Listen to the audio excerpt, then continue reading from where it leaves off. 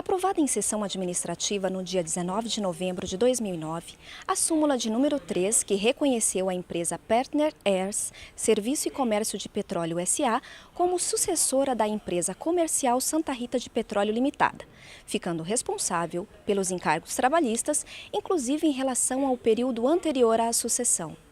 Para falar sobre esse tema, vamos conversar com o desembargador Amaury Rodrigues Pinto Júnior, que foi relator no incidente de uniformização de jurisprudência que deu origem a essa súmula.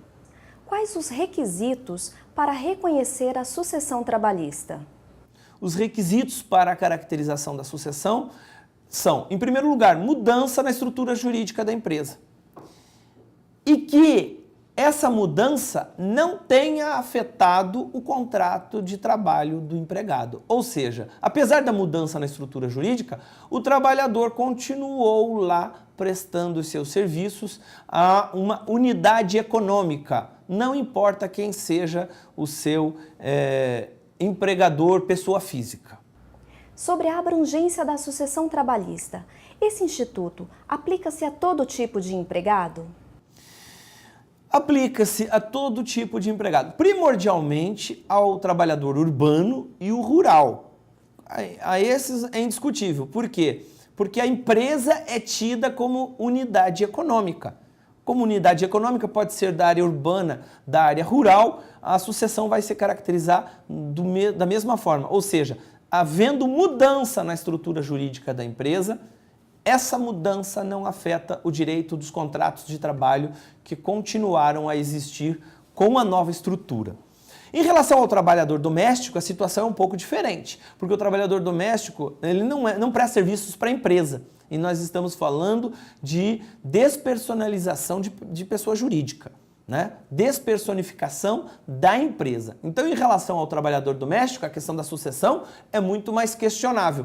Mas ainda assim se pode, eventualmente, calcular uma possibilidade de ocorrer uma espécie de sucessão trabalhista. Como, por exemplo, a empregada doméstica que presta serviços para o pai de família e, de repente, por algum motivo, o pai muda-se de casa e ela continua trabalhando agora para o filho.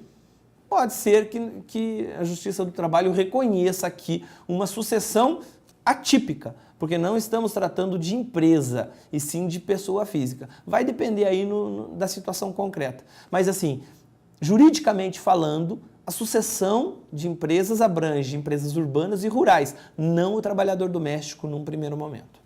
Como relator do processo do incidente de uniformização de jurisprudência número 86/2009, o que motivou sua decisão para reconhecer a empresa Partner Heirs, Serviço e Comércio de Produtos de Petróleo S.A., como sucessora da empresa comercial Santa Rita de Petróleo Limitada? Nesse caso específico, as duas turmas decidiam de formas diferentes. Uma delas decidia que havia sucessão e a outra que não havia. A defesa de que havia sucessão, que foi o voto prevalente, decorreu do fato dessas duas empresas terem efetivamente assumido o contrato de trabalho do empregado em relação à tomadora dos serviços. Ou seja, o que acontece? Havia uma empresa que prestava serviços no aeroporto de Campo Grande. Essa empresa, ela terceirizou um determinado serviço, primeiro para a Partner, e a Partner contratou trabalhadores. Encerrou o contrato da Partner, foi contratada uma outra empresa prestadora de serviços para prestar os mesmos serviços e os trabalhadores só se transferiram da empresa A para a empresa B. Ou seja, o vínculo de emprego continuou íntegro, apesar da mudança da pessoa jurídica. Ou seja, saiu a Partner, entrou a empresa sucessora e os contratos de trabalho continuaram vigentes. Considerou-se, então, que a sucessão trabalhista, nesse caso, aconteceu, assumindo a sucessora a responsabilidade pela integralidade do contrato, seja do período em que ela foi a efetiva empregadora, seja do período anterior, em que a empregadora era a prestadora de serviços anterior, ou seja, a partner.